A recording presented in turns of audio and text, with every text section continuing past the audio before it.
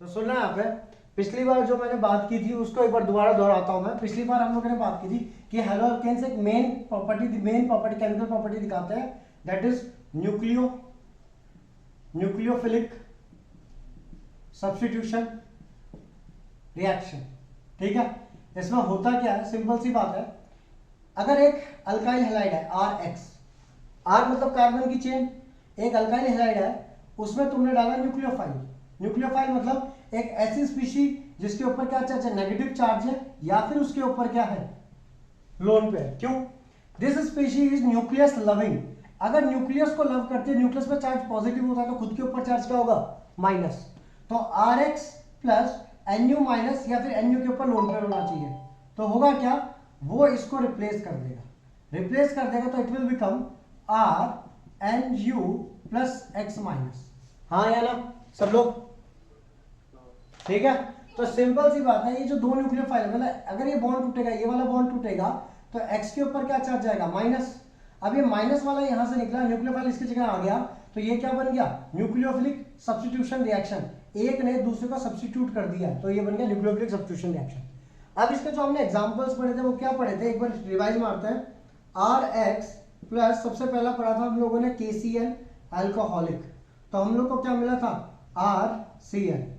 ठीक है, अगर मैं बोलूं RX प्लस AgCN अल्कोहलिक, ठीक है, तो हम लोग को क्या मिला था, RNC। फिर अगर मैं बोलूं RX प्लस KNO2 अल्कोहलिक, तो मेरे को मिलता है RONO। अगर मैं बोलूं RX प्लस AgNO2 अल्कोहलिक, ठीक है, तो मेरे को आंसर में मिलता है RNO2। This is cyanide isocyanide nitro isonitro. ठीक है, ये मेरे चार मेन थे। इसके अलावा एक दो मेन और थे, जैसे कि RX प्लस मैंने बोला KOH एक्वस, तो मेरे को आंसर में क्या मिलता है, ROH। इसके बारे में एक चीज और याद रखनी थी कि जब KOH एक्वस हम मीडियम प्रोवाइड करते हैं, तो होता क्या है कि एलिमिनेशन भी साथ साथ में होने लग जाता है। तो इसके साथ में एक माइनर प्रोडक्ट मिलता है हम लोग को, क्या, alkene as a minor product मिलता है। इसलिए हम लोग इसकी जगह प्रेफर क्या करते हैं कि RX के साथ में किसको रिएक्ट करवा दो, Ag2O को रिएक्ट करवा दो, Ag2O in the presence of H2O और बॉइल, तो हम लोग को क्या मिल जाएगा, ROH। ठीक है, ये रिएक्शन हमने पिछले लेक्चर में देखी थी। ठीक है, इसके अलावा एक दो रिएक्शन और देखी थी, जैसे कि RX plus RC double bond OAG, तो हम लोग को क्या मिलेगा, यहाँ से Ag और X निकल जाएगा, ये बॉन्ड इसके साथ में जुड़ेगा। देखो सिंपल सी बात है, प्लस माइनस घुमाने होते हैं। जैसे कि मैं बताता हूँ, कभी भी C डबल बॉन्ड O हो ना, तो उसके ऊपर क्या चार्ज आता है, माइनस आता है। तो मैंने बोला ROH, ये बॉन्ड टूटेगा, ये बनेगा माइनस, ये बनेगा प्लस। यहां से जब Ag निकलेगा तो Ag बनेगा प्लस, O के ऊपर आएगा माइनस, ये OH माइनस Ag के साथ में जाएगा, सॉरी X Ag के साथ में जाएगा, O इसके साथ में जुड़ेगा, तो R C double bond O R आ जाएगा। होगी बात खत्म। ठीक है, फिर एक था Williamson synthesis, RX plus RONA, ये minus minus plus plus, X minus Na X जाएगा और ROR बच जाएगा, तो ये आगे मेरा आंसर। तो बेसिक सी बात है, न्यूक्लियोफिलिक सब्स्टिट्यूशन रिएक्शन का मीनिंग क्या है कि एक हैलोजन जाएगा और उसकी जगह दूसरा नेगेटिव चार्ज वाला या फिर लोन पेयर वाला आएगा। एक हमने अमाइन वाली रिएक्शन भी देखी थी, that is RX plus HNH2, जिसको NH3 बोलते हो तुम लोग, उसको ऐसे लिख सकते हैं। अब क्या होगा भाई, यहां से ये X जाएगा किसके साथ में, H के साथ में, ये है, ये प्लस ये माइनस, तो ये बॉन्ड बना देगा and it will give RNH2।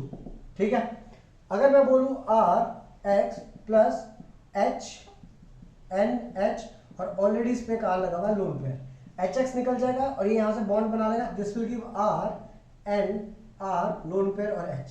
Clear है, अमाइन इनको बोलते हैं, बेसिकली अमाइन नाम होता है इनका। ये 1 डिग्री अमाइन है, ये 2 डिग्री अमाइन है बेसिकली। ठीक है, बात बाद में करेंगे। तो all these are nucleophilic substitution reaction. क्यों? क्योंकि हेलोजन जाता है और उसकी जगह एक नेगेटिव चार्ज वाला या फिर लोन पेयर वाला आ जाता है। अब भी बच्चों का डाउट क्या आया था, व्हाट्सएप पे मैसेज किए हुए थे कि ऐसा क्यों हुआ कि इसने क्या किया, Cn के साथ बॉन्ड बनाया और इसने Nc। पहली बात तो इनको बोलते हैं एम्बिडियन न्यूक्लियोफाइल, जिनके पास दो साइट होती है जहां से वो इलेक्ट्रॉन डोनेट कर सकते हैं। आई रिपीट, जिनके पास दो साइट्स होती है जहां से वो इलेक्ट्रॉन डोनेट कर सकते हैं फॉर न्यूक्लियोफिलिक सब्स्टिट्यूशन रिएक्शन, उनको बोलते हैं हम लोग एम्बिडियन न्यूक्लियोफाइल। अब क्वेश्चन आया कि भाई इसने तो RCN दिया और इसने RNC दिया, ऐसा क्यों? ठीक है, मतलब इसने यहाँ पे रिएक्ट किया तो ये दिया। एक चीज समझो, Rx प्लस जब मैं KCN करता हूं तो KCN का मतलब पता है क्या होता है? KCN का मतलब होता है K plus C triple bond N, और N के ऊपर क्या चार्ज आता है? माइनस। समझेगा? अब जब ये बॉन्ड टूटेगा यहां से, जब ये बॉन्ड टूटेगा यहां से, तो ये बनेगा माइनस, ये बनेगा प्लस, और ये बॉन्ड कंप्लीटली टूटता है। ये बॉन्ड जो है वो कंप्लीटली टूटता है और ये बनता है K प्लस और CN माइनस। अगर ये बॉन्ड टूट गया तो CN जो आएगा, CN, ये जो बॉन्ड टूटेगा यहां से, देखो यहां पे सब लोग समझना इस चीज को, R मतलब कोई भी एक चेन ले लेते हैं तो, ठीक है। मैंने बोला CH3Cl plus KC triple bond N, ठीक है, ये इनका स्ट्रक्चर है। जब ये बॉन्ड टूटा तो ये बनेगा माइनस, ये बनेगा प्लस, तो इसके ऊपर मैं चार्ज लगा रहा हूं CH3 प्लस, ये टूट के बन गया, और Cl माइनस। ये भी टूटेगा तो ये बॉन्ड टूटेगा तो ये बनेगा K प्लस और C triple bond N minus, क्योंकि ये वाला बॉन्ड टूटा है ना, ये बॉन्ड टूटा है, दोनों के दोनों इलेक्ट्रॉन कार्बन ने ले ली, क्योंकि पोटेशियम फर्स्ट ग्रुप एलिमेंट है and first group elements are electropositive, ठीक है भाई। हैलोजन है, हैलोजन ज्यादा इलेक्ट्रोनेगेटिव होता है, इसलिए नेगेटिव, यहाँ पे एक चार्ज प्लस। अब एक काम करो, प्लस वाले को माइनस के पास, माइनस वाले को प्लस के पास, and you will get CH3C triple bond N, जिसको हम शॉर्ट में लिख देते हैं RCN, दैट इज RCN। क्या ये बात समझ में आई सबको अंकिता? ठीक है। अब अगर मैं आगे की बात करूं तुम्हारे साथ में कि इसमें ऐसा क्यों नहीं हुआ, ठीक है, इसमें ऐसा इसलिए नहीं हुआ क्योंकि AgCN में जो Ag और Cn का जो बॉन्ड है वो क्या है? कोवलेंट बॉन्ड है, ये आयनिक था। RX plus AgC triple bond N। अब होता क्या है, N के पास कितने इलेक्ट्रॉन होते हैं भाई, जल्दी बताओ, N के पास कितने इलेक्ट्रॉन होते हैं? 5 वैलेंस शेल में, तो 3 तो यहाँ बॉन्डिंग में बैठे हुए कार्बन के साथ में, और 2 इलेक्ट्रॉन लोन पेयर पे। क्लियर है? अब ये बॉन्ड यहां से टूटता है तो कैसा होगा? X के ऊपर क्या जाएगा? माइनस, इसके ऊपर प्लस। मीन्स अगर मैं चेन ले लूं यहाँ पे ये CH3, तो CH3 के ऊपर चार्ज जाएगा प्लस और X के ऊपर चार्ज जाएगा माइनस, प्लस ये बन गया AgCN, ये बन गया AgCN। अब ये क्या करेगा? AgC ट्रिपल बॉन्ड N के ऊपर बैठा हुआ लोन पेयर, ये लोन पेयर अटैक कर देता है इसके ऊपर, कार्बन के ऊपर, तो क्या बनता है? CH3 और N बॉन्ड बनाता है यहाँ पे, और यहाँ पे ट्रिपल बॉन्ड C और साथ में एक Ag। N के कितने बॉन्ड बन गए? N के कितने बॉन्ड बन गए? हाँ भाई, नाइट्रोजन के कितने बॉन्ड बन गए? 4। हाँ कि ना? तो ये 4 बॉन्ड कभी नहीं होता नाइट्रोजन के, 3 होते हैं। तो वो अपने आप को स्टेबलाइज करने के लिए क्या करेगा? यहाँ से बॉन्ड तोड़ेगा और इसके ऊपर आ जाएगा लोन पेयर, कार्बन के ऊपर क्या चार्ज आ जाएगा? नाइट्रोजन हरदम पता किस चीज में एग्जिस्ट करता है? एक चीज याद रखना, नाइट्रोजन हरदम 3 बॉन्ड चाहता है सबसे ज्यादा स्टेबल स्टेट में, और एक लोन पेयर, क्योंकि नाइट्रोजन की वैलेंसी 3 की होती है और उसके ऊपर क्या एक लोन पेयर रहना चाहिए।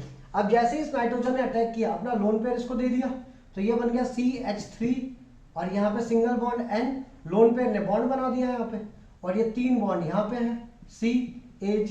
क्या ये नाइट्रोजन अब स्टेबल है? क्या इसने अपना लोन पेयर दे दिया ना बॉन्डिंग में, तो क्या चार्ज आ जाएगा इसके ऊपर? प्लस। हाँ कि ना? तो ये स्टेबलाइज करने के लिए क्या करेगा? नाइट्रोजन ज्यादा इलेक्ट्रोनेगेटिव होता है तो वो इससे इलेक्ट्रॉन ले लेगा, दोनों के दोनों जो बॉन्ड के, तो क्या बनेगा? C और यहाँ पे बनेगा N, lone pair double bond carbon, और यहां से भी कार्बन, अब कार्बन भी शांत थोड़ी बैठेगा, कार्बन क्या करेगा? कार्बन क्या करेगा? Ag जा रहा है तो Ag को जाने दो भाई, यहां से इलेक्ट्रॉन पेयर ले लो, Ag से इलेक्ट्रॉन पेयर ले लिया, क्या Ag क्या बन के निकल गया? प्लस बन के निकल गया। हाँ कि ना? तो Ag प्लस बन के निकल गया, तो सिंपल सी बात है, X माइनस आएगा, AgX आ जाएगा, और ये जो लोन पेयर लिया कार्बन ने यहाँ पे बॉन्ड बना देगा और वो एक एक इलेक्ट्रॉन लेके स्टेबलाइज होंगे। समझे? तो बेसिक सी बात बोलने की ये मतलब है कि जब ये बनता है ना तो K प्लस होता है और Cn माइनस होता है, इसमें माइनस किसके ऊपर आता है? कार्बन के ऊपर। लेकिन जब AgCN होता है ना तो अटैक कौन करता है? नाइट्रोजन का लोन पेयर न्यूक्लियोफाइल की तरह अटैक करता है। आई रिपीट, जब KCN अटैक करता है तो कार्बन के ऊपर जो माइनस चार्ज है दैट एक्ट्स एज न्यूक्लियोफाइल, लेकिन जब AgCN होता है तो नाइट्रोजन के ऊपर जो लोन पेयर है दैट एक्ट्स एज न्यूक्लियोफाइल। समझे क्या? इस चीज को लिखेंगे जल्दी से, मैं बोल देता हूं, लाइन लिखो। when KCN reacts with haloalkanes, when KCN reacts with haloalkanes, when KCN reacts with haloalkanes, negative charge on carbon acts as nucleophile. When KCN reacts with haloalkane, negative charge on carbon acts as nucleophile. ठीक है. Second, अगला, when AgCN reacts with haloalkanes, lone pair on nitrogen acts as nucleophile. ठीक है. जब when KCN reacts with haloalkanes, negative charge on carbon reacts as nucleophile. When AgCN reacts with haloalkanes, lone pair on nitrogen acts as nucleophile. समझे क्या चीज सब लोग? चलो आगे, चलो आगे, चलो आगे की बात करते हैं. फिर मेरे पास एक क्वेश्चन आया था, जो डाउट था तुम लोग का, कि जैसे कि मैंने बेंजीन लिया, तो बेंजीन में मैंने डाला Cl2 in the presence of AlCl3, तो भैया इसके ऊपर क्लोरीन आ गया. ठीक है. फिर क्वेश्चन आया कि भैया अगर मैं यहाँ पे Br2 ले रहा हूँ और साथ में मैंने FeBr3 लेना पड़ेगा क्या मेरे को, सो दैट मेरा क्या बन जाए, बेंजीन के ऊपर ब्रोमीन बन जाए. ठीक है. तो भाई मुद्दा ये नहीं है कि ये क्या ले रहे हो, ये नहीं, झूठ तो ये चीज रही है, बट मुद्दा ये है कि इसका काम क्या. तो these are Lewis acids, Lewis acid, both of these are Lewis acid. Mechanism क्या था अपना, मैकेनिज्म था, ये जो टॉपिक था that was electrophilic substitution of benzene, electrophilic substitution of benzene. अब खुद सोचो भाई, इसके अंदर 3 पार्ट थे. Number one formation of electrophile, electron loving species तो खुद पे चार्ज करेगा, plus second formation of carbocation, इसको जनरेशन बोलते हैं, किताब में जनरेशन लिखा हुआ है, generation of electrophile, formation of carbocation, third removal of proton is H+. तो बेसिकली ये 3 काम होते हैं. तो भाई एक चीज देखो, रिएक्शन तो छोटी सी है. इस रिएक्शन की अगर मैं बात करूं तो रिएक्शन सिर्फ इतनी है, बेंजीन है, उसमें Cl2 डालूंगा in the presence of AlCl3 I will get chlorobenzene. तो मैंने क्या किया, Cl2 लिया, Cl प्लस Cl. भाई एल्युमिनियम के वैलेंस शेल में कितने इलेक्ट्रॉन होते हैं, कोई बताएगा मेरे को? हाँ, एल्युमिनियम का एटॉमिक नंबर होता है 13, that is 1s2 2s2 2p3 sorry 2p6 3s2 3p1 होता है, हाँ या ना? ठीक है. तो इसको साइड रखो. वैलेंस शेल कौन सा है, थर्ड शेल वैलेंस शेल है, तो 3s2 ये रहा और 3p1 ये रहा. फिर ये 2 इलेक्ट्रॉन और ये 1 इलेक्ट्रॉन. फिर क्या हुआ, ये 1 इलेक्ट्रॉन एक्साइट हुआ, तो ये 1 इलेक्ट्रॉन एक्साइट होकर के आगे गया. ठीक है. ये 1 इलेक्ट्रॉन एक्साइट होकर ये आगे गया. तो बेसिकली एल्युमिनियम के पास में कितने सिंगल इलेक्ट्रॉन आ गए, एल्युमिनियम के पास में कितने सिंगल इलेक्ट्रॉन आ गए, 3. तो 3 क्लोरीन. अब क्लोरीन क्या होता है, क्लोरीन होता है 17, क्लोरीन होता है 17, that is 1s2 2s2 2p6 3s2 3p5. इसका वैलेंस शेल ये रहा, तो 3s2 ये रहा. ठीक है. And 3p5 is 1 2 3 4 5. ठीक है. क्लोरीन के पास कितने सिंगल इलेक्ट्रॉन है, एक क्लोरीन के पास में 1. तो ये वाला जो सिंगल इलेक्ट्रॉन है पहला वाला इसके साथ में शेयर होगा, एक क्लोरीन ने बॉन्ड बना दिया, दूसरा वाला इसके साथ में शेयर होगा एंड तीसरा वाला इसके साथ में शेयर होगा. तो 3 सिंगल बॉन्ड बन गए, हाँ या ना? ये देखो, ये जो शेयरिंग होती है ना तुम्हारी, ये जो दिखाते हो तुम कि एल्युमिनियम ने क्लोरीन ने शेयर कर लिया, तो बेसिकली वो ये होता है कि भाई इसके पास 3 सिंगल इलेक्ट्रॉन थे एक्साइट करने के बाद में, और हर क्लोरीन के पास 1 था. तो हर एक का ये वाला जो इलेक्ट्रॉन था क्लोरीन का और ये वाला इलेक्ट्रॉन एल्युमिनियम का बॉन्ड बन गया, ये वाला इलेक्ट्रॉन बॉन्ड बन गया, ये बॉन्ड बनते चले गए. एल्युमिनियम के पास में क्या कुछ खाली बचा हुआ है क्या अभी भी? पी ऑर्बिटल का एक ये सबशेल, पी सबशेल का एक ऑर्बिटल खाली बचा हुआ है कि नहीं बचा हुआ, बोलो. अब उसमें वो 2 इलेक्ट्रॉन और रख सकता है, हाँ या ना? तो क्या होगा, जब ये बॉन्ड टूटेगा तो एक क्लोरीन बनेगा माइनस और एक क्लोरीन बनेगा प्लस. भाई बीच में 2 इलेक्ट्रॉन थे, एक इस क्लोरीन का, एक इस क्लोरीन का, एक इस क्लोरीन ने दोनों इलेक्ट्रॉन ले लिया, इसने छोड़ दिया। अब ये जो दोनों इलेक्ट्रॉन लेगा, कौन बैठा हुआ है यहाँ पे? एल्युमिनियम। एल्युमिनियम के पास एक खाली डब्बा है। एल्युमिनियम इज लाइक भाई मैं जगह प्रोवाइड करता हूँ ये इलेक्ट्रॉन्स को रखने के लिए, बट मैं बॉन्ड बनाऊंगा। तो ये दोनों मिलकर क्या करेंगे, AlCl3 तो पहले से था, और ये क्या करेगा, Cl के साथ में एक और बॉन्ड बना देगा, जिसको हम लोग इस तरीके से लिख देते हैं AlCl4 और माइनस। ये ब्रैकेट में इसलिए डाला क्योंकि यहाँ पे डोनेट करने वाला सिर्फ क्लोरीन है, जो इसने इलेक्ट्रॉन यहाँ पे दिए, बट शेयरिंग एल्युमिनियम भी कर रहा है, क्लोरीन भी कर रहा है, and hence Cl2 plus AlCl3, Cl2 plus AlCl3 gives Cl2 plus AlCl3 gives AlCl4 with a minus charge। क्यों? क्योंकि Cl माइनस था, Cl माइनस ने अटैक किया, दिस इज AlCl4 माइनस। इसको बोलते हैं Lewis acid. Lewis acids are those which can accept electron. Lewis acid are those which can accept electron. तो इन्होंने जो इलेक्ट्रॉन पेयर था इसको क्या कर लिया, एक्सेप्ट कर लिया, to form AlCl4 minus. And इसी कारण क्या हुआ, जो दूसरा क्लोरीन था वो जनरेट हुआ Cl plus, and this is our electrophile. समझे क्या? समझे क्या? तो पहला स्टेप क्या था, जनरेशन ऑफ इलेक्ट्रोफाइल।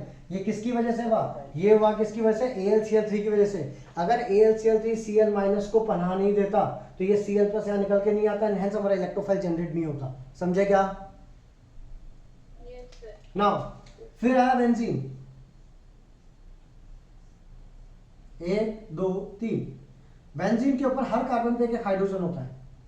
अब यहाँ पे एक ऑलरेडी एक हाइड्रोजन लगा हुआ है, ठीक है, और बेंजीन के ये वाले जो होते हैं ना, ये वाले bonds, these are in delocalisation, मतलब दीज आर इन कॉन्जुगेशन। तो क्या होगा, जैसे ये बॉन्ड टूट करके इलेक्ट्रॉन इसको देगा, प्लस कौन बैठा हुआ है यहाँ पे, Cl प्लस। जैसे इस कार्बन के पास माइनस आएगा, ये बॉन्ड टूटेगा बीच का रेजोनेंस के टाइम पे, तो ये बॉन्ड टूट के इधर माइनस आएगा, ये माइनस अटैक कर देगा इसके ऊपर, and it will give benzene. Benzene तो बचा नहीं है, हर एक पे हाइड्रोजन है, यहाँ पे क्लोरीन जुड़ गया क्योंकि इस माइनस ने अटैक कर दिया इसके ऊपर, एक हाइड्रोजन बैठा हुआ है, और इस बेचारे कार्बन ने क्योंकि अपना माइनस दे दिया तो इसके ऊपर चार्ज क्या आ जाएगा, प्लस, और हाइड्रोजन तो ऐसे एज इट इज है। हाँ या ना, सब लोग आएगा? That is formation of carbocation. क्यों? क्योंकि इस कार्बन के ऊपर क्या चार्ज आ गया, प्लस चार्ज आ गया। अब आखिरी में क्या होगा, ये वाला जो स्टेप है, ये वाला जो स्टेट है, बेंजीन, ठीक है, क्लोरीन, H, और इस कार्बन के प्लस चार्ज और हाइड्रोजन। अब क्योंकि इस कार्बन की गलती की वजह से जो माइनस चार्ज था वो चला गया, और माइनस चार्ज जाने से क्या हुआ भाई, इसकी स्टेबिलिटी जो थी वो बेंजीन की बिगड़ गई। बेंजीन क्यों इतना ज्यादा स्टेबल है, बेंजीन क्यों इतना ज्यादा स्टेबल है, तो रीजन ये है कि यहाँ पर ये क्या है, ये जो जितने भी ये बॉन्ड्स है, these are in resonance, but जैसे यहाँ से माइनस चार्ज चला गया, रेजोनेंस बिगड़ गया। अब रेजोनेंस को वापस करने के लिए बेंजीन को वापस इलेक्ट्रॉन चाहिए, तो यहाँ से हाइड्रोजन निकलता है, और हाइड्रोजन ये दोनों इलेक्ट्रॉन छोड़ के जाता है, तो ये दोनों कौन ले लेगा, कार्बन। कार्बन के ऊपर माइनस चार्ज जाएगा, माइनस प्लस मिलकर क्या बना देंगे, बॉन्ड। तो भाई ये बेंजीन और माइनस प्लस ने मिलकर बना दिया बॉन्ड, और क्लोरीन लग गया, हाइड्रोजन छोड़ के निकल गया, तो plus H plus, this is the third step, removal of proton, जिसको H प्लस को ही क्या बोलते हैं हम लोग, proton, this is third step. अब क्या होगा, ये जो H प्लस है, H प्लस इस AlCl4 माइनस को पकड़ेगा, AlCl4 माइनस को पकड़ेगा, इसके पास जो एक एक्स्ट्रा Cl माइनस था वो वापस लेगा, and this will give HCl, और प्लस वापस रिलीज कर देगा AlCl3। अब ये जो AlCl3 है वापस किसी क्लोरीन के पास जाएगा, एंड ये प्रोसेस दोबारा से चलता रहेगा। क्लियर है भाई सब? लिख लो जिसको लिखना है एक बार, जैसे नहीं लिखा था पिछली क्लास में, पिछले फर्स्ट लेक्चर में वही ये बात, सॉरी सेकंड या थर्ड लेक्चर में वही ये बात, ठीक है, लिख लो जिसको लिखना है एक बार।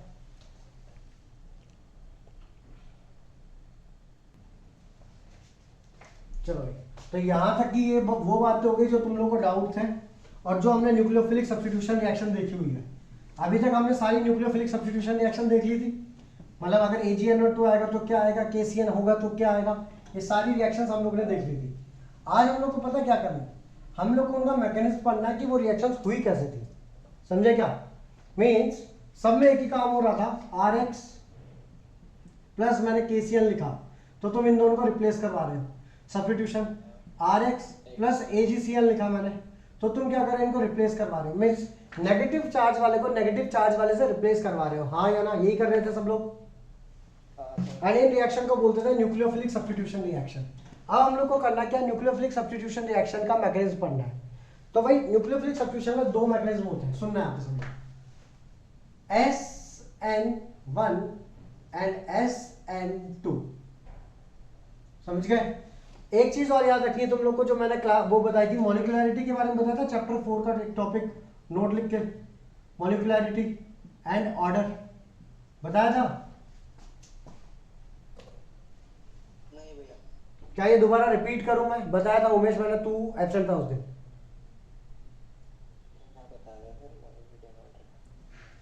अब A plus B gives C plus D, then rate of reaction rate will be proportional to some concentration of A की power x, concentration of B की power y, then rate is equal to some constant k into A की power x into B की power y. बता दे। Now order of this reaction is order is equal to x plus y, ठीक है। Molecularity क्या होती है? तो molecularity की डेफिनेशन लिखवाई थी मैंने, molecularity is number of species taking part colliding with each other, number of species colliding with each other, colliding with each other to number of क्या लिखा, number of species colliding with each other to carry out a reaction. समझ गए? एक reaction के होने के लिए जितनी स्पीशीज आपस में टकराती है आकर के, उसको बोलते हैं हम लोग मॉलिक्यूलरिटी। लाइक अगर मैं बोलूं N2 plus 3H2 gives twice of NH3, तो एक नाइट्रोजन का मॉलिक्यूल है और एक हाइड्रोजन है, तो इसकी मॉलिक्यूलरिटी कितनी हुई? 2। अगर मैं बोलूं CO2 gives C plus O2, तो इसकी मॉलिक्यूलरिटी कितनी हुई? 1, क्योंकि एक ही मॉलिक्यूल डिकम्पोज हो रहा है, तो इसकी मॉलिक्यूलरिटी कितनी हुई? 1।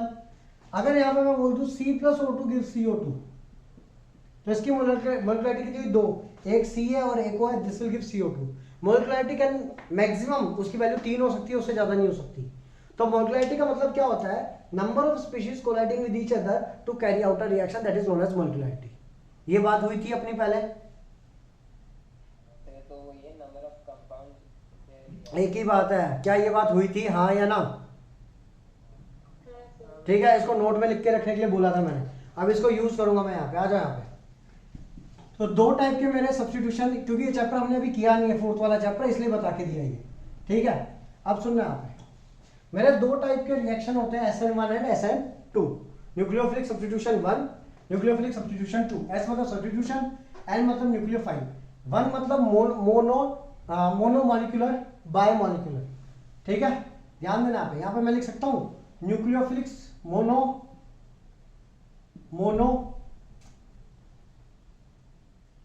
मोनोमॉलिक्यूलर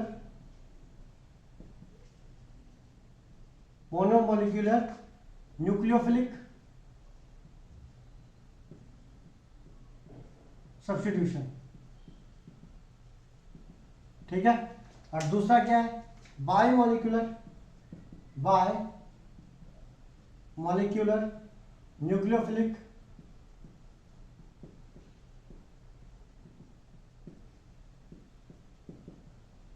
सब्स्टिट्यूशन, ठीक है। मोनोमॉलिक्यूलर न्यूक्लियोफिलिक सब्स्टिट्यूशन और बायोमॉलिक्यूलर न्यूक्लियोफिलिक सब्स्टिट्यूशन। बोलो आगे, बोलो भाई। क्वेश्चन पेपर में, बोर्ड एग्जाम में सबसे ज्यादा क्वेश्चन इसी के ऊपर आता है, चैप्टर में से। क्वेश्चन कैसे आएगा बताता हूं। पहला, order in which they will give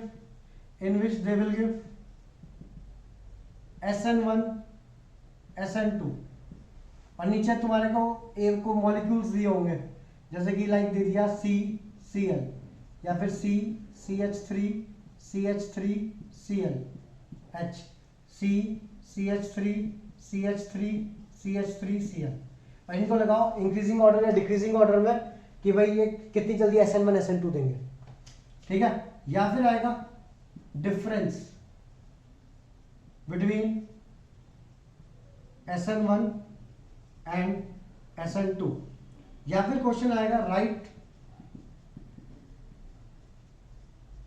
mechanism of SN1 and SN2। ये 3 टाइप के पेपर में जनरली क्वेश्चन आते हैं, या फिर 2 कंपाउंड देकर के बोल देंगे which will react faster, which will react faster according to SN1/SN2। कौन SN1 या SN2 के अकॉर्डिंग फास्ट रिएक्ट करेगा। ये 3-4 टाइप के क्वेश्चन पेपर के अंदर आते हैं। आई बात समझ में? देखेंगे जल्दी से इनको पहले।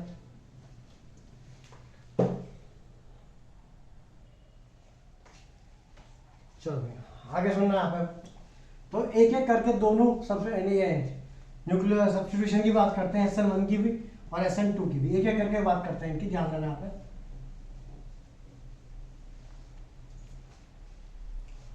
सबसे पहले मैं बात करता हूं SN1 की, ठीक है। SN1 nucleophilic substitution monomolecular nucleophilic substitution reaction number 1। इसके बारे में अगर मैं पॉइंट्स बोलूं तो पहले उन पॉइंट्स की बात करता हूं। Number 1, it is two step process. नाम तो तुमको इसको पता है, monomolecular nucleophilic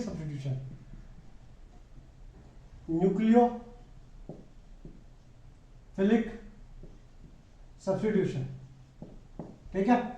it is two step process number 1, ठीक है। 2-स्टेप प्रोसेस में जो पहला स्टेप है वो है formation of carbocation. Number 2, attack of nucleophile.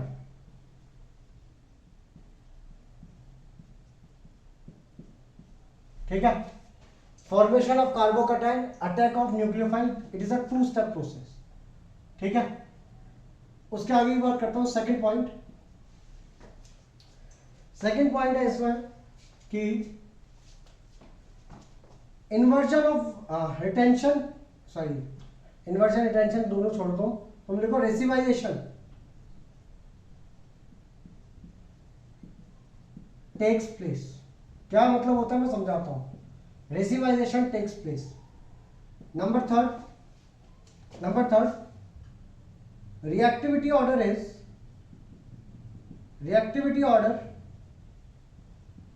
is 3 degree greater than 2 degree greater than 1 degree. ठीक है। Number 4, reactivity order is 3 degree greater than 2 degree greater than 1 degree. आगे polar protic solvent favours SN1 reaction. ठीक है, ठीक। उसके अलावा और क्या पॉइंट होता है इसमें। 2-स्टेप प्रोसेस, एक तो वहीं लिख दिया। अच्छा, मॉलिक्यूलरिटी या ऐसा लिख लो, रेट ऑफ रिएक्शन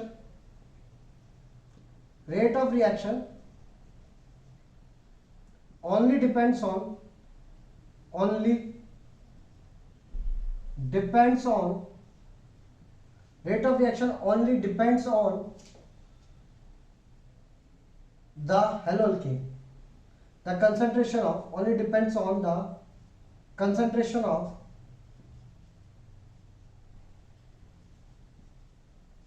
haloalkane। ठीक है, फिर इस साइड में उसका opposite SN2 biomolecular nucleophilic substitution. ठीक है। Number 1, it is one step process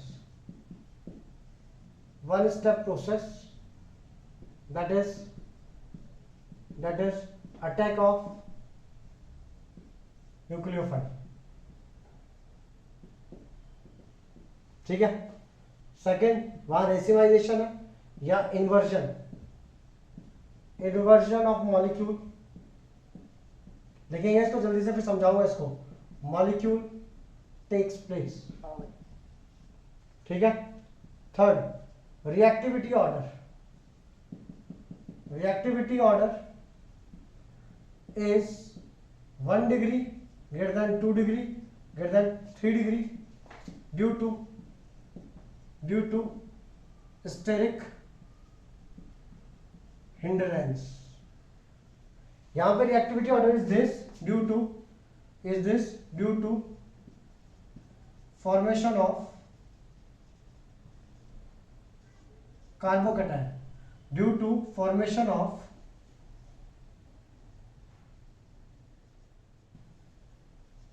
carbocation, C के ऊपर प्लस था, ठीक है। फोर्थ पॉइंट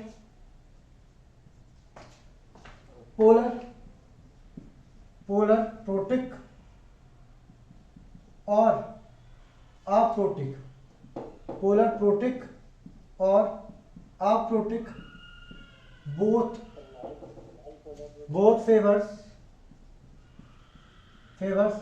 SN2 रिएक्शन, ठीक है। अगला fifth rate of reaction depends on concentration of both haloalkane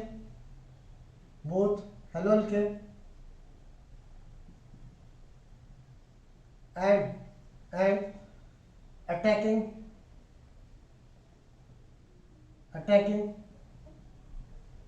nucleophile, दोनों पे डिपेंड करता है। These are the differences between SN1 and SN2। इनको पहले लिख के रखो, फिर उसके बाद जब मैकेनिज्म समझाऊंगा तब इनको एक बार दोबारा रिपीट करूंगा, तब रिलेट करना है इनको। देखिए जल्दी से लिखेंगे।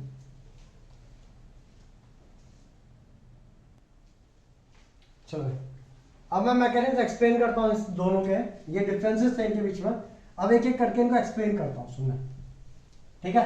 पहले SN2 एक्सप्लेन करूंगा, उसके बाद में SN1, ठीक है। ध्यान देंगे आप सब लोग।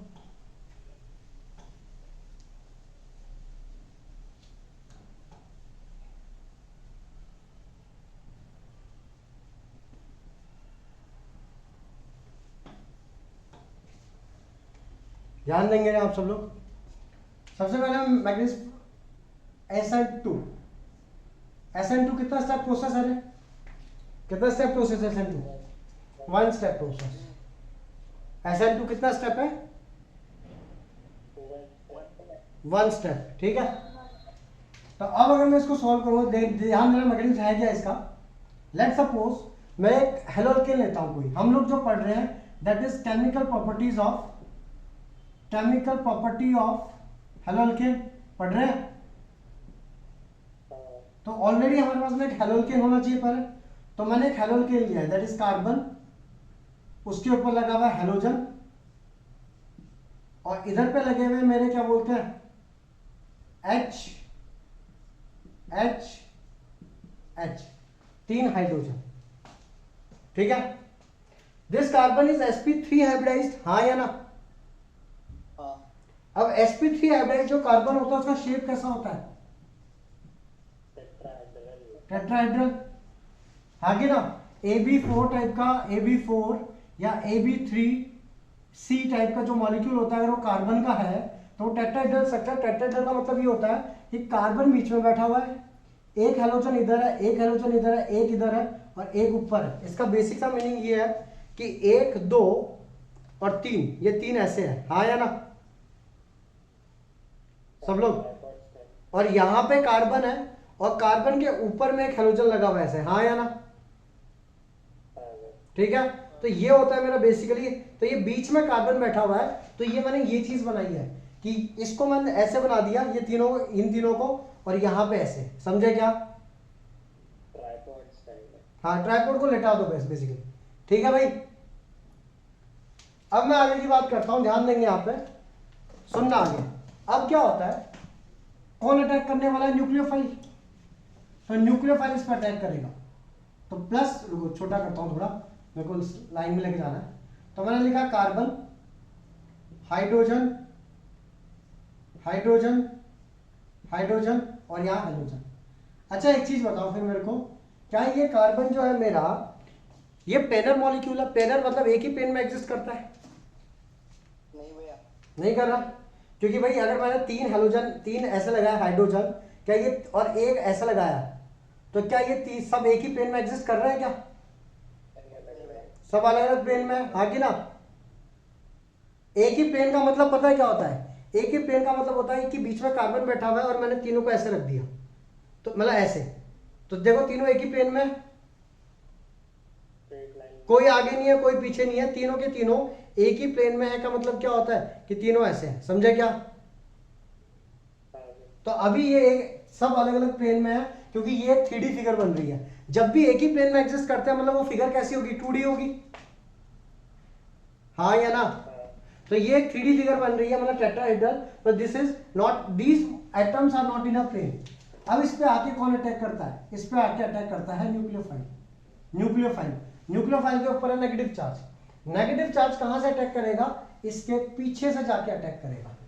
आई रिपीट, नेगेटिव चार्ज कहां से अटैक करेगा? या तुम इसको ऐसे बना सकते हो, इसको ऐसे कर लो, एक काम करो, कार्बन है, इधर कर दो हेलोजन, इधर करो हाइड्रोजन, हाइड्रोजन को मैं करता हूं तुम्हारे लिए, हाइड्रोजन, हाइड्रोजन, हाइड्रोजन। दिख रहा है ये ट्राइपॉड दिख रहा है तुमको? और ये न्यूक्लियोफाइल जाकर के अटैक करेगा पीछे से, इधर से नहीं। क्यों नहीं करेगा? इसके ऊपर क्या चार्ज आता है? एक्स के ऊपर, और इसके ऊपर क्या चार्ज है? अगर ये नेगेटिव नेगेटिव चार्ज जाएगा, इसको रिपल्शन देगा नहीं देगा? तो ऐसी जगह से जाके अटैक करेगा जहां पे इसको मिनिमम रिपल्शन मिल रहा है। एंड मिनिमम रिपल्शन कहां से मिलेगा? जब ये इसके पीछे से अटैक करेगा। एंड होता क्या है फिर? होता क्या है, यहां पे हमको एक ऐसी स्टेट देखने को मिलती है जहां पे ये कार्बन, हाइड्रोजन, हाइड्रोजन, हाइड्रोजन, ये सब अपने आप को थोड़ा बहुत अरेंज करते हैं, और मेरे पास में 2 चीजें आती हैं। एक आता है यहाँ पे एक्स, और एक आता है यहाँ पे न्यूक्लियोफाइल। ये दोनों ही आके लग जाते हैं, बट दोनों के जो बॉन्ड्स होते हैं दोज आर पार्शियल बॉन्ड्स, इसलिए डॉटेड बना रहे हैं, क्योंकि these bonds are not permanent bonds, these are partial bonds. क्यों? क्योंकि एक ऐसी स्टेट है जिसमें कार्बन जो है और न्यूक्लियोफाइल का जो बॉन्ड है वो स्ट्रॉन्ग है। कार्बन का और न्यूक्लियोफाइल का बॉन्ड स्ट्रॉन्ग है, तो कार्बन इसके साथ बॉन्ड बनाना चाहता है, बट कार्बन ने अभी हाइड्रोजन को छोड़ा नहीं है। एंड हेंस इसको हम लोग किस में बनाते हैं? Square bracket. स्क्वायर ब्रैकेट बनाने का मतलब है कि ये काफी ज्यादा अनस्टेबल स्टेट है, हाईली अनस्टेबल स्टेट है, और you can say it is intermediate. समझे क्या? इंटरमीडिएट मतलब बीच की स्टेप है, जो कि थोड़ी देर के बाद ही खत्म हो जाएगी। आई बात समझ में? भाई बॉन्ड अभी बना नहीं है, बॉन्ड अभी टूटेगा ना, पहला बॉन्ड टूटा ही नहीं, तब तक बनेगा कैसे? समझा? मतलब this state represents transition state. Transition मतलब चेंजिंग स्टेट, कि अभी चेंज हो रहा है। समझे क्या? अब क्या होगा, ये कार्बन इस हेलोजन को छोड़ देगा और किसको एक्सेप्ट कर लेगा? क्योंकि कार्बन का और इस न्यूक्लियोफाइल का जो बॉन्ड है वो ज्यादा स्ट्रॉन्ग है, तो ये कार्बन इस हेलोजन को छोड़ देगा और किसको एक्सेप्ट करेगा? Nucleophile. And this will become carbon, carbon, और यहां पे ऐसा हो जाएगा हाइड्रोजन, हाइड्रोजन, हाइड्रोजन, न्यूक्लियोफाइल। समझे? मैं जिस साइड हेलोजन था उसके अपोजिट साइड से न्यूक्लियोफाइल आया, और न्यूक्लियोफाइल इधर लग गया। अब चेक करो, क्या ये मॉलिक्यूल उल्टा दिख रहा है तुमको? And hence we wrote inversion. क्या लिखा था हम लोगों ने? इन्वर्जन।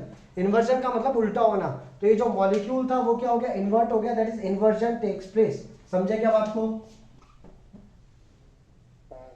सब लोग? ठीक है, तो सिंपल सी बात है, इन्वर्जन टेक्स प्लेस इस वाले केस में। अच्छा जी, अब मैं अगर आगे की बात करूं तुम्हारे साथ में, अब होता क्या है इसके अंदर, पूरे के अंदर, इसके अंदर तुम्हारी 2 बातों के ऊपर, जो SN2 रिएक्शन है, ये 2 बातों के ऊपर डिपेंड करता है। एक रिएक्शन जब भी होती है, लेट सपोज कोई 2 मॉलिक्यूल है A B, इनके बीच में रिएक्शन हो रही है, तो A और B आपस में आके टकराते हैं, हाँ या ना? तो यहाँ पे इसके बीच में और इसके बीच में रिएक्शन हो रही है, मतलब ये दोनों आपस में आके टकराएंगे, है ना। तो मींस जो मेरा रेट है, रेट ऑफ रिएक्शन जो है, rate that is equal to concentration of halogen Rx into concentration of nucleophile. दोनों पे डिपेंड करेगा या नहीं करेगा? And hence it is known as biomolecular.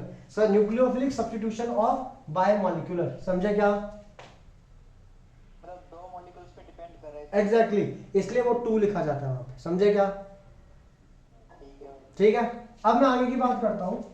Let suppose अगर मैं तुम लोग को 3 चीजें देता हूं, ध्यान देना यहाँ पे। मैंने तुम लोग को दिया कार्बन H H H और X, फिर मैंने दिया कार्बन CH3 H H और X। लेट सपोज यहाँ पे CH3 दिया मैंने तुम लोग को, और यहाँ पे 2 CH3 दे दिए। फिर मैंने दिया carbon X CH3 CH3 CH3, ठीक है। ये कितना डिग्री है, कितना डिग्री है? 1 डिग्री। भाई जिस कार्बन से हेलोजन अटैच है उससे कितने कार्बन अटैच है? तो 1 डिग्री। ये कितना डिग्री है? 2 डिग्री। और ये वाला 3 डिग्री। अब एक बात बताओ, अगर मेरा न्यूक्लियोफाइल अटैक करेगा तो न्यूक्लियोफाइल पीछे से जाके अटैक करेगा। अब एक चीज समझो, अगर मैं इसका मॉलिक्यूल बनाऊं ना, तो ये रहा कार्बन, कार्बन के ऊपर ये रहा, ध्यान देना आप, कार्बन के ऊपर ये रहा हेलोजन, और इधर पे मॉलिक्यूल है कार्बन और उसके ऊपर 3 1 2 3 हेलोजन। इधर पे कार्बन और उसके ऊपर 1 2 3 हेलोजन, कार्बन और उसके ऊपर 1 2 3 हेलोजन। मीन जैसे जैसे चेन बन रही है ये बल्कि ग्रुप होता जा रहा है, हाँ या ना? और अगर बल्कि ग्रुप हो रहा है तो एक चीज खुद सोचो, न्यूक्लियोफाइल जब आएगा अटैक करने के लिए तो हो सकता है ना वो इन वाले कार्बन से टकरा जाए इसकी जगह। लेकिन अगर आजू बाजू में छोटे ग्रुप्स हो, आजू बाजू में छोटे वाले ग्रुप्स हुए, तो बहुत ज्यादा प्रोबेबिलिटी है कि जो न्यूक्लियोफाइल आएगा वो इसी से आके टकराएगा, हाँ या ना?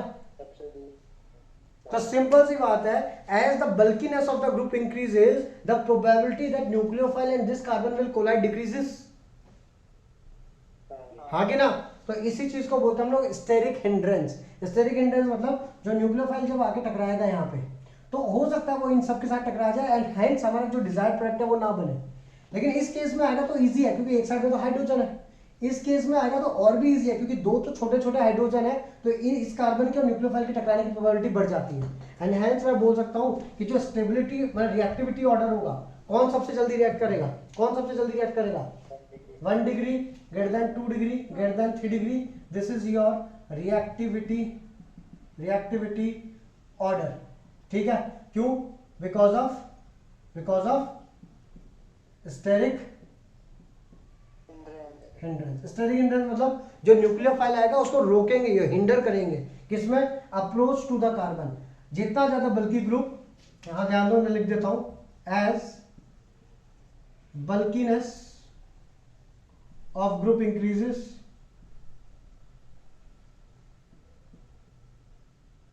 जो आजू बाजू लगे हुए हैं ना ग्रुप्स, उनकी बात कर रहा हूं, as bulkiness of the group increases the approach of, या दो probability of लिख लो वहां पे, the probability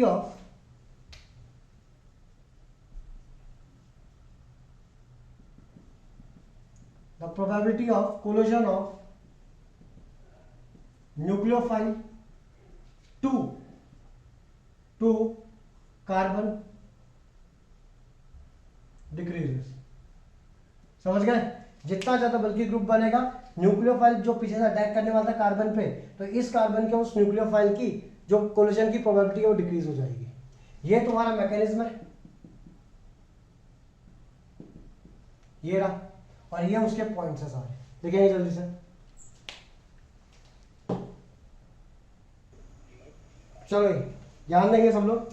अब दूसरी टाइप की रिएक्शन हमारी SN1, उसका मैकेनिज्म देखते हैं। SN1 का पूरा नाम क्या है?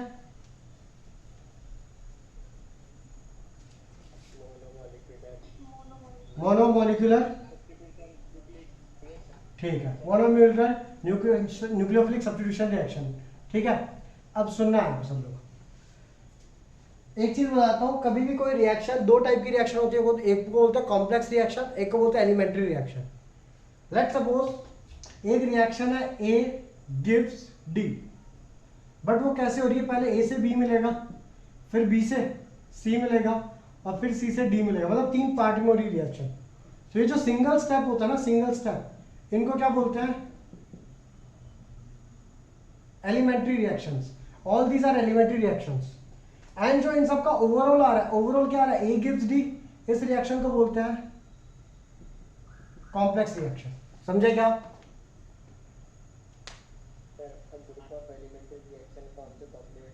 एग्जैक्टली, कॉम्प्लेक्स, कॉम्प्लीमेंट्री नहीं, कॉम्प्लेक्स।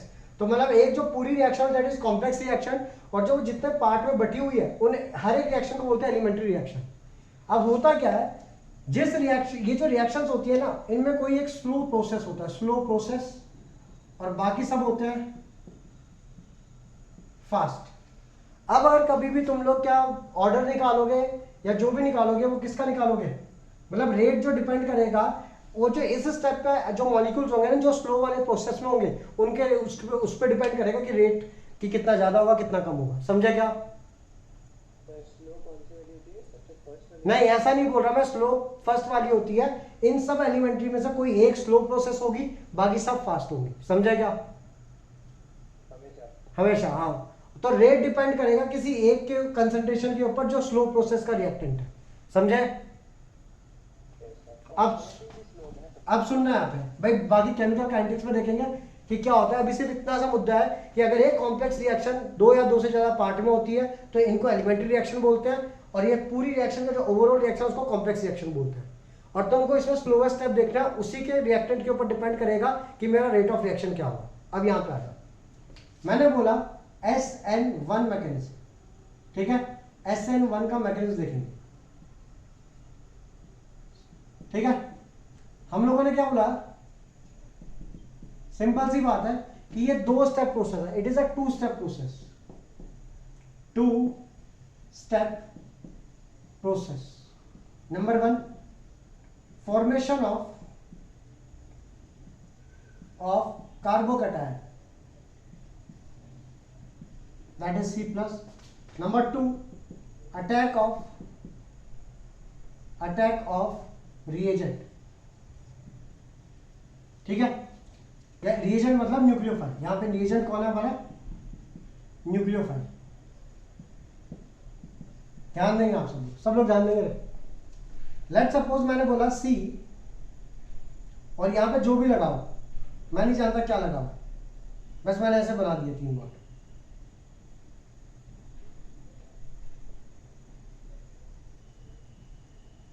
X हेलोजन, ठीक है। होगा क्या, in polar protic solvent, medium कैसा प्रोवाइड करना है, पोलर, किताब में लिखा नहीं, यहां पहले बोल रहा हूं, पोलर प्रोटिक सॉल्वेंट।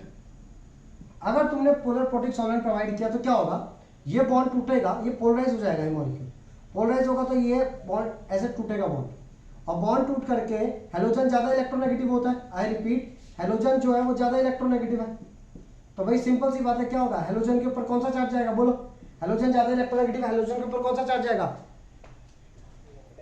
नेगेटिव, और कार्बन के ऊपर चार्ज जाएगा प्लस, और ये बन गया मेरा C+, और प्लस साथ में निकल जाएगा X-। समझ गए? एंड दिस प्रोसेस इज, ठीक। अब ये जो कार्बन है ये sp2 हाइब्रिडाइज्ड है, sp2, और sp2 हाइब्रिडाइज्ड कार्बन हरदम कैसा होता है, प्लेनर, मतलब एक ही प्लेन में एग्जिस्ट करते हैं तीनों बॉन्ड। ये जो ऊपर वाला बॉन्ड है, ये वाला बॉन्ड और ये वाला बॉन्ड, ये तीनों बॉन्ड एक ही प्लेन में एग्जिस्ट करते हैं, और इसके ऊपर कार्बन के ऊपर चार्ज आएगा प्लस। अब ये वाला जो कार्बन है, ध्यान देंगे यहाँ पे C+, bond bond bond plus, इस पे कौन आके अटैक करेगा भाई, जो भी न्यूक्लियोफाइल है, जैसे OH-, CN-, NO2-, ONO-, जो कल हम लोगों ने देखे थे इतने सारे, NH2 के ऊपर लोन, NH3 के ऊपर लोन पेयर है, RCOO-, RONA में RO-, ये सब न्यूक्लियोफाइल है, इनमें से कोई भी आएगा और आके अटैक करेगा यहाँ पे। जब अटैक करेगा तो दिस विल बिकम CNU, मतलब ये अटैक करेगा तो न्यूक्लियोफाइल जुड़ गया, तो बेसिकली हेलोजन हट गया, हेलोजन की जगह कौन जुड़ गया, न्यूक्लियोफाइल जुड़ गया, 2 स्टेप पे, and this one is fast process. जल्दी से लिखेंगे इन 2 लाइनों को और उसके बाद समझाता हूं क्या है चीज, जल्दी लिखो उसको।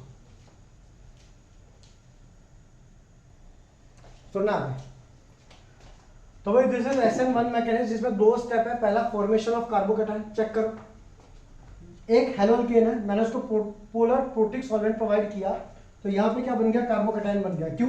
क्योंकि यहाँ से इलेक्ट्रॉन किसके पास गए, हेलोजन के पास, हेट्रोलाइटिकली ये बॉन्ड टूटा और ये दोनों के दोनों इलेक्ट्रॉन कौन लेके चला गया, एक्स लेके चला गया, बन गया X माइनस, कार्बन के ऊपर चार्ज आ गया प्लस, बन गया कार्बोकैटायन। कार्बन, इस कार्बन के कितने बॉन्ड है भाई, कितने बॉन्ड है इस कार्बन के, 3, तो दिस इज sp2 हाइब्रिडाइज्ड, हाँ या ना, एंड ये प्लेनर है। प्लेनर का मतलब समझते हो कि ये जो 3 बॉन्ड है वो इस तरीके से नहीं है, पहले जैसे पिछली बार बॉन्ड इस तरीके से थे 3 बॉन्ड, हाँ कि ना, ट्रायंगुलर प्लेनर है। नहीं ये प्लेनर का मतलब, हाँ ट्रायंगुलर प्लेनर मतलब कि ये एक है, 2, 1 2 और ये 3, तीनों के तीनों एक ही प्लेन में है, समझे क्या, मीन्स इट्स लाइक 3 लाइनें ऐसे खींच दो बस, एक ऊपर एक इधर और एक इधर, तीनों के तीनों एक ही प्लेन में, कुछ अंतर नहीं है। पिछली बार कैसा था कि तीनों ऐसे थे, मतलब नीचे स्टैंड टाइप का बना रहे थे, और अभी क्या होगा कि तीनों के तीनों कोई स्टैंड नहीं बना रहे, अगर तीनों के वर्टेक्स को ज्वाइन करोगे तो एक ट्राइंगल बनेगा बस, समझे क्या ये चीज। अब सुनना है, अब एक चीज समझना, फिर ये जो कार्बोकैटायन बना इसके ऊपर न्यूक्लियोफाइल अटैक करेगा और ये फाइनल प्रोडक्ट बन जाएगा, दिस इज फास्ट प्रोसेस। तो सबसे पहली चीज, जो सबसे पहला पॉइंट है देखने लायक, वो क्या है समझना है, नंबर 1 कि जो रेट है, रेट जो है वो डिपेंड करता है किसके ऊपर, जो स्लो स्टेप का रिएक्टेंट है। स्लो स्टेप का रिएक्टेंट कौन है, हेलोजन, हेलोल्केन सॉरी, हाँ कि ना, सब लोग, मैंने बोला था कि जो रेट होता है वो डिपेंड करता है जो स्लो स्टेप के रिएक्टेंट्स होते हैं। इस वाले में जो स्लो प्रोसेस है उसका रिएक्टेंट कौन है, हेलोल्केन, तो रेट किस पे डिपेंड करेगा, हेलोल्केन पे, हाँ या ना, and therefore it is known as, it is monomolecular, समझे क्या, ठीक है। नंबर टू भाई यहां की बात करूं अगर मैं, तो कार्बोकैटायन बन रहा है कि नहीं बन रहा, बन रहा है। तो अगर मैंने तुमको 3 मॉलिक्यूल लेता हूं, CH3H प्लस, मतलब अगर यहाँ पे हेलोजन होता तो हेलोजन चला जाता और इस पे कार्बन पे प्लस चार्ज आता। फिर दूसरा मॉलिक्यूल दिया मैंने CH3H, हेलोजन जाएगा तो यहाँ प्लस चार्ज जाएगा। तीसरा मॉलिक्यूल दिया मैंने CH3H, ये जाएगा तो प्लस आएगा। ये कितना डिग्री है, 3 डिग्री, ये 2 डिग्री, और ये। 1। अब मेरी बात सुनो यहाँ पे, अगर ये 3 डिग्री 2 डिग्री 1 डिग्री है तो सिंपल सी बात बताओ मेरे को अब तुम लोग, एक कि कार्बोकैटायन में सबसे ज्यादा स्टेबल ये है, 3 degree. therefore reactivity order is 3 degree greater than 2 degree greater than 1 degree, हाँ या ना सब लोग, ठीक है भाई। कार्बोकैटायन सबसे ज्यादा अच्छा ये वाला होता है, तो जैसे x माइनस जाएगा प्लस बनेगा, जितना ज्यादा बनेगा उतना ज्यादा आगे रिएक्ट भी करेगा, therefore 3 degree greater than 2 degree greater than 1 degree. इस चीज में कोई कभी कंफ्यूज मत करना कि भैया एक जगह आप बोलते हो कि इनका स्टेबिलिटी ऑर्डर होता है 3 degree greater than 2 degree greater than 1 degree, हाँ कि ना, और एक जगह आप बोलते हो कि इनका रिएक्टिविटी ऑर्डर होता है 3 degree greater than 2 degree greater than 1 degree. अगर कोई चीज स्टेबल ही है तो रिएक्ट क्यों करेगी, हाँ या ना। तो मेरा आंसर ये है कि देखो अगर कोई चीज स्टेबल है तो वो ज्यादा बनेगी, मींस अगर टोटल मेरे पास इसके 100 मॉलिक्यूल है, इसके 100 मॉलिक्यूल है और इसके 100 मॉलिक्यूल है, तीनों के 100 मॉलिक्यूल है, और अगर ये सबसे ज्यादा स्टेबल है तो इसके जो कार्बोकैटायन बनेंगे वो 90% बनेंगे, इसके कार्बोकैटायन लेट्स सपोज 70% बनेंगे और इसके कार्बोकैटायन 50% बनेंगे, ऐसा मान सकते हैं। तो जितने ज्यादा मॉलिक्यूल बने हैं तो कोलिजन भी उतना ही ज्यादा होगा ना आगे जाकर के, और जो फाइनल प्रोडक्ट बनेगा वो भी उसी का उतना ज्यादा बनेगा, क्योंकि मॉलिक्यूल्स ही ज्यादा थे उसके, तो कोलिजन ज्यादा होगा तो फाइनल प्रोडक्ट भी ज्यादा होगा। इसलिए मैं यहाँ पे लिख रहा हूँ reactivity order is 3 degree greater than 2 degree greater than 1 degree, समझे क्या ये चीज। समझे? आई रिपीट, कभी भी स्टेबिलिटी ऑर्डर को रिएक्टिविटी से कंफ्यूज मत करना। मैं बोलता क्या हूं कि कार्बोकैटायन की जो डिग्री होती है stability order, that is 3 degree greater than 2 degree greater than 1 degree, means 3 degree वाला कार्बोकैटायन सबसे ज्यादा बनेगा, 2 डिग्री वाला सबसे ज्यादा बनेगा, 1 डिग्री वाला सबसे ज्यादा बनेगा। तो जो चीज जितनी ज्यादा बनेगी भाई फर्दर आगे रिएक्शन भी तो उतनी ज्यादा दिखाएगी, क्योंकि इसकी क्वांटिटी ज्यादा है, क्वांटिटी ज्यादा है तो सॉल्यूशन ज्यादा होगा, तो उसकी रिएक्शन भी ज्यादा होगी। इसलिए यहाँ लिखा है reactivity order is 3 degree greater than 2 degree greater than 1 degree. क्या ये बात सबको समझ में आई? ठीक है, इसके आगे की बात करता हूं, इसके आगे की बात करता हूं। यहां पर ये एक प्लेनर मॉलिक्यूल है। प्लेनर मॉलिक्यूल मतलब 1 कार्बन, 2 कार्बन और 3 कार्बन, ये ऐसे है तीनों, हाँ या ना? अब जो इनकमिंग न्यूक्लियोफाइल है वो यहां से भी अटैक कर सकता है और यहां पीछे से भी, मतलब इट्स लाइक तीनों अगर एक ही लाइन में ऐसे हैं तो यहां से भी अटैक कर सकता है और यहां से भी अटैक कर सकता है, हाँ या ना सब लोग? क्योंकि पिछली बार ऐसा था कि सारे के सारे हाइड्रोजन ऐसे बैठे हुए थे, ध्यान दो, हाइड्रोजन तीनों एक साइड में थे ऐसे, जैसे कि ये रहा हाइड्रोजन इस साइड में, बीच में कार्बन है, तो न्यूक्लियोफाइल उधर से अटैक कर रहा था, हाँ या ना? लेकिन अभी कैसा है कि तीनों के तीनों एक ही प्लेन में है, एक ही प्लेन में है, मतलब इनका मतलब क्या है कि तीनों के तीनों ऐसे हैं। अब चाहे ऐसे हैं तो चाहे यहां से अटैक करें चाहे यहां से अटैक करें, कोई फर्क पड़ता है? क्योंकि इनका तो अलग ही प्लेन चल रहा है, तो न्यूक्लियोफाइल यहां से भी अटैक कर सकता है और यहां से भी, हाँ या ना? तो इसको बोलते हैं हम लोग क्या, ध्यान देना, किसी चीज को रिटेन करना। रिटेन करना मतलब जो जैसा है वैसा ही रहने देना, उसको बोलते हैं रिटेंशन। क्या बोलते हैं उसको? अबे रिटेंशन, RETENTI, रिटेंशन, रिटेन करके रखना मतलब रिटेंशन, उल्टा होना मतलब इन्वर्जन। तो यहां पे क्या होता है, थर्ड पॉइंट 50% रिटेंशन होता है। ऐसा मानते हैं कि 50% मॉलिक्यूल्स ने उधर से अटैक किया और 50% ने यहां से अटैक किया, तो यह 50% retention and 50% inversion takes place. Therefore this is known as therefore racemization, RACEMISATION, racemization takes place। इस चीज को बोलते हैं रेसिमाइजेशन। जब 50% रिटेंशन होता है 50% इन्वर्जन होता है, therefore racemization takes place। ठीक है, तो आप देखो यहाँ पर सबसे पहले 2 स्टेप प्रोसेस है भाई। एक क्या हुआ, पहले कार्बोकैटायन बना, कार्बोकैटायन बन गया तो न्यूक्लियोफाइल अटैक कर दिया तो फाइनल प्रोडक्ट बन गया। ये स्लो प्रोसेस होता है, ये फास्ट प्रोसेस होता है। स्लो प्रोसेस में रिएक्टेंट एक ही है, मीन जो रेट होगा वो सिर्फ इसके कंसंट्रेशन पर डिपेंड करता है। कंसंट्रेशन किस में लिखते हैं, स्क्वायर ब्रैकेट में, and therefore it is known as monomolecular. अच्छा 1 डिग्री 2 डिग्री 3 डिग्री है तो 3 डिग्री सबसे ज्यादा होगा, then 2 degree, then 1 degree, because of formation of बोलो भाई कार्बोकैटायन। ठीक है, और क्योंकि ये प्लेनर मॉलिक्यूल है तो 50% वहां से भी अटैक कर सकता है, 50% यहां से भी, आधी आधी प्रोबेबिलिटी है।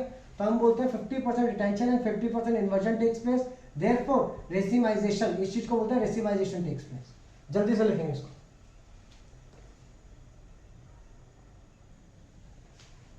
सुनना आता है।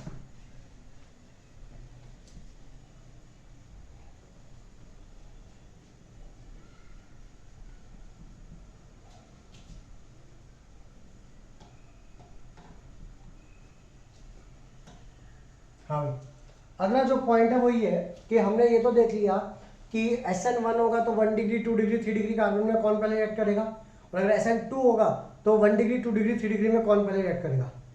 बट व्हाट अबाउट कि अगर मेरे पास में कोई हेलोल्केन है RCl, RBr और RI, RF, ये सब है मेरे पास। लाइक अगर मैं बोलूं CH3F, CH3Cl, CH3Br और CH3I, तीनों SN1 दिखा रहे हैं, तीनों की डिग्री सेम है, सब कुछ सेम है और न्यूक्लियोफाइल आने वाला भी सेम है, तो कौन सबसे जल्दी रिएक्ट करेगा? तो आंसर है आयोडीन वाले की रिएक्टिविटी सबसे ज्यादा होती है, then bromine, then chlorine, then fluorine. क्यों? क्योंकक्योंकि इनका बॉन्ड लेंथ छोटी होती जाएगी। तो मैं ऐसे लिखूं इस चीज को RF RCl RBr आई। जितनी ज्यादा बॉन्ड लेंथ होगी उतनी जल्दी आयोडीन चला जाएगा, हाँ या ना सब लोग? भाई जब आयोडीन जाएगा तभी तो उसको कोई सब्स्टिट्यूट करेगा, तो जितनी जल्दी मेरा हेलोजन जाएगा उतनी जल्दी सब्स्टिट्यूशन होगा। तो जितनी ज्यादा बड़ी बॉन्ड लेंथ होगी उतनी जल्दी हेलोजन जाएगा और उतनी जल्दी सब्स्टिट्यूशन होगा। तो अगर बेसिकली मैंने तुमको दिया होता CH3CH2Cl और बताओ CH3CH2Br, बताओ इसमें कौन SN1 पहले देगा? आंसर इज Br वाला। कौन SN2 पहले देगा? आंसर है Br वाला। क्यों? न्यूक्लियोफिलिक सब्स्टिट्यूशन में एक ही रिएक्शन हो रही थी, क्या कि पहले हेलोजन जाएगा उसकी जगह पे दूसरा न्यूक्लियोफाइल आ जाएगा। तो पहले जाना तो पड़ेगा, उसके लिए कौन पहले जाएगा? जिसकी बॉन्ड लेंथ बड़ी है। तो बॉन्ड लेंथ किसकी बड़ी होती है? जिसका साइज बड़ा होता है। तो टॉप टू बॉटम अगर हेलोजेंस की बात करें तो साइज इंक्रीज करेगा, fluorine, chlorine, bromine, iodine. Hence iodine का साइज सबसे बड़ा है, ब्रोमीन की बॉन्ड लेंथ उससे छोटी, क्लोरीन की उससे छोटी, फ्लोरीन की सबसे छोटी। तो सबसे पहले आयोडीन दिखाएगा, then bromine, then chlorine, then fluorine. समझेगा सबको ये चीज?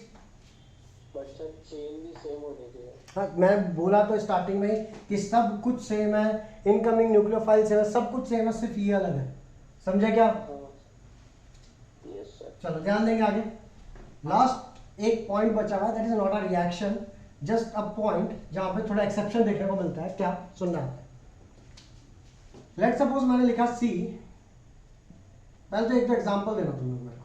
जैसे कि मैंने बोला CH3 CH2 Br plus KCN alcoholic, KCN alcoholic, तो क्या मिलेगा मेरे को आंसर? मिलेगा Br की जगह पे Cn रिप्लेस हो गया, that is nucleophilic substitution reaction. अगर मैं बोलूं तुम लोग को CH3 CH2 Cl प्लस सम OH माइनस NaOH ले लो चलो, तो क्या होगा? या KOH, KOH एक्वस, तो भाई OH और Cl आपस में रिप्लेस हो जाएंगे, हाँ कि ना भाई? हाँ या ना? ठीक है, तो ये मेरा हो गया ये सब। ठीक है, तो अब मेरा मुद्दा ये है तुमसे, जैसे अगर मैं तुमको बोलूं CH3 CH3 CH3 CH2 Br, ठीक है, और plus KCN alcoholic, your answer will be Br की जगह पे क्या लग जाएगा? Cn, तो यहां पे आ जाएगा CH3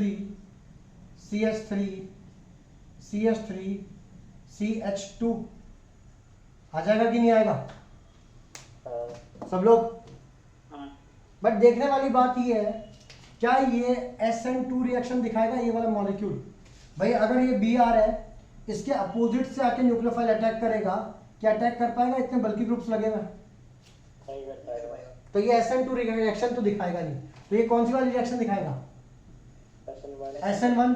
तो SN1 में फॉर्मेशन ऑफ कार्बोकैटायन होता है। तो पहले यहां से ब्रोमीन जाएगा, तो फर्स्ट स्टेप क्या होती है SN1 में कि ब्रोमीन जाएगा तो वहां पे क्या बनेगा? कार्बोकैटायन, CH3 और ये बन जाएगा CH2, ब्रोमीन चला गया तो क्या बन जाएगा? प्लस, हाँ कि ना? लेकिन अब एक चीज देखो, जो Cn है वो Cn आके इस पे अटैक करेगा, बट ये क्या करता है, थोड़ा हराम पना, क्या ये क्या करेगा? यहां से इसको CH3 दे देगा, दैट इज CH3 और ये अपना मिथाइल ग्रुप जो है, मिथाइल, ये बॉन्ड को तोड़ेगा, इस बॉन्ड को तोड़ के कार्बन को दे देगा माइनस, इस बॉन्ड को तोड़ेगा और कार्बन को क्या दे देगा? माइनस, और खुद क्या रख लेगा? प्लस।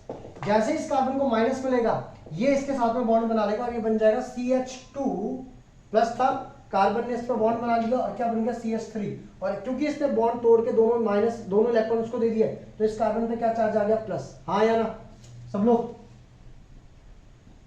हाँ या ना?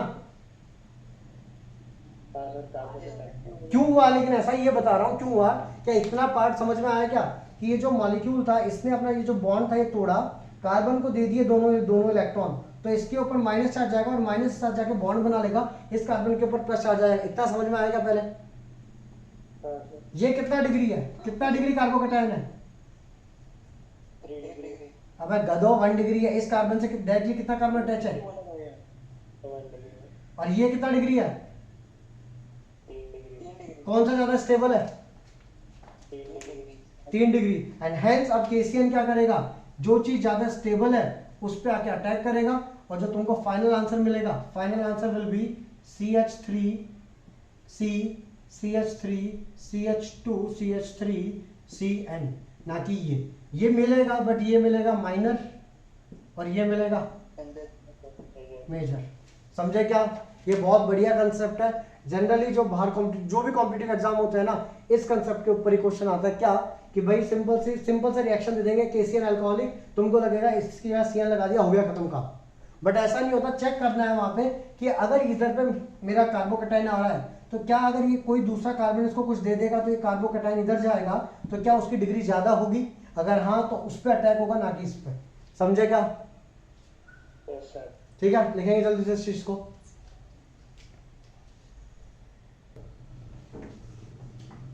हाँ भाई, तो यहाँ पे होती है हम लोग की केमिकल प्रॉपर्टीज में SN1 जो SN2 वाला जो पार्ट है वो होता है पूरा का पूरा खत्म। ठीक है, हमने मैकेनिज्म देख लिया, एक लेक्चर में हमने पूरा लगाया जिसमें हम लोगों ने सारी न्यूक्लियोफिलिक सब्स्टिट्यूशन की रिएक्शंस देखी। वो सबसे पहले मेन है, याद करो, क्योंकि ये समझो पहले कि एक हेलोजन दूसरे न्यूक्लियोफाइल के साथ में क्या हो रहा है, सब्स्टिट्यूट हो रहा है। उसके बाद में हमने देखा कि 2 तरीके से हो सकता है, SN1 SN2, फिर हमने उसका डिफरेंसेस देखे पहले, फिर उसका मैकेनिज्म देखे, और ये लास्ट वाला जो पार्ट है ये कॉम्पिटिटिव एग्जाम्स में जनरली आता है जब जिसमें मिथाइल शिफ्ट होता है। हाइड्राइड शिफ्ट भी ऐसे ही होता है और ये मिथाइल शिफ्ट है। ठीक है, चलो भाई इतना करेंगे आज के लिए। अगली बार एलिमिनेशन और रिएक्शन विद मेटल्स जो है वो आगे के टॉपिक करूँगा। ठीक है भाई, चलो बाय बाय।